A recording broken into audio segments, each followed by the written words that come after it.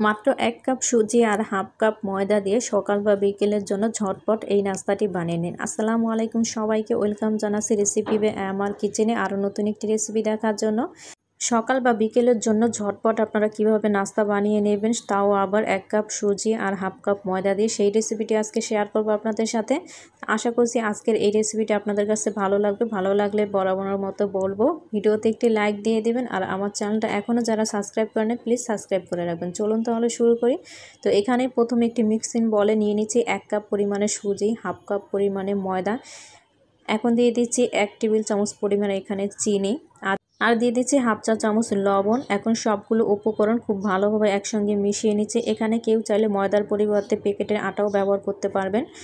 এখন এখানে আমি নর্মাল পানি নিয়েছি। প্রথমে আমি 1 কাপ পানি নিয়েছি, অল্প অল্প করে দিব আর এভাবে মিশাতে থাকবো। একবারে পানিটা দিতে যাবে না, দেখা যাবে যে লিকুইড হয়ে যাবে।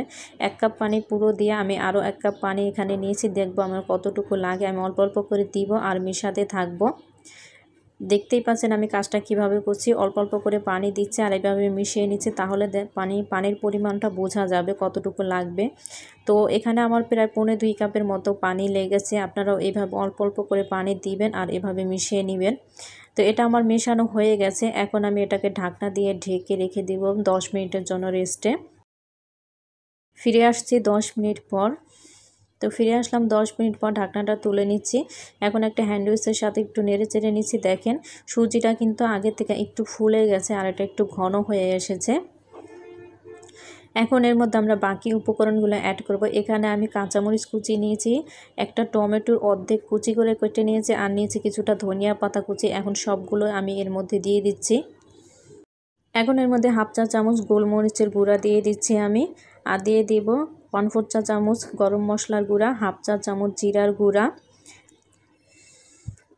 আর দিয়ে দিচ্ছি 1/4 চা চামচ হলুদের গুঁড়া। এখন এর মধ্যে একটা ডিম ভেঙে দিচ্ছি আমি।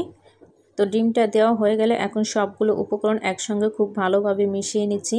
এখানে আমি কাঁচামরিচ কুচি দিয়েছি, 3টা কাঁচামরিচ কুচি করে। এখানে ঝালটা আপনারা আপনাদের পছন্দ মতো আমি আমার পছন্দ মতো এখানে ঝালটা ব্যবহার করছি, আপনারা চাইলে আরও বাড়িও ব্যবহার করতে পারবেন। এখন এর মধ্যে দিয়ে দিচ্ছি আমি 1 চা চামচ বেকিং পাউডার। বেকিং পাউডারটা দিয়ে খুব ভালোভাবে একসঙ্গে মিশিয়ে নিচ্ছি।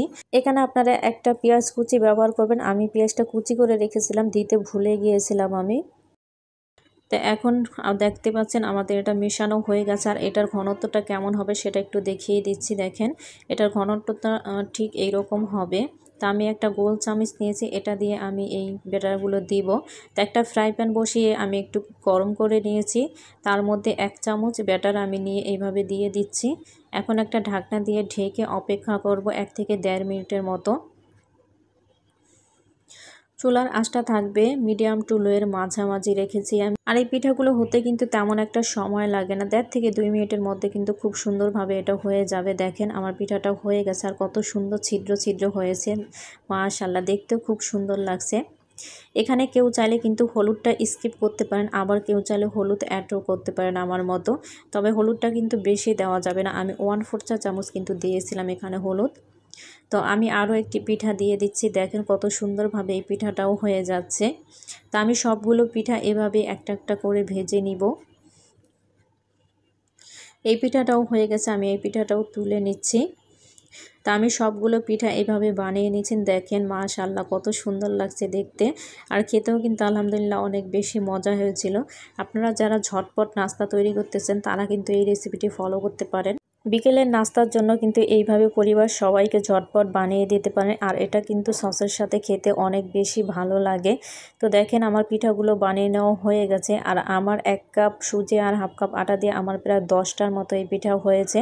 আর দেখেন অসংখ্য ছিদ্রযুক্ত পিঠাগুলো দেখতে কত সুন্দর লাগছে, তাই না? একটা ছিঁড়ে দেখাচ্ছে আপনাদেরকে ভেতরটা কেমন হয়েছে। দেখেন এটা কিন্তু অনেক সফট হয়েছে। তা আমার কাছে ভালো লেগেছে, আশা করছি আপনাদের কাছেও ভালো লাগবে। আর এই পিঠার ব্যাটারের মধ্যে আমি পরবর্তীতে 1 চা চামচ মরিচের গুঁড়া অ্যাড করেছিলাম ঝালের জন্য। বলেছিলাম আগেই ঝালটা আপনারা আপনাদের মতো ইউজ করবেন, আমি আমার মতো ঝালটা ইউজ করেছি এখানে।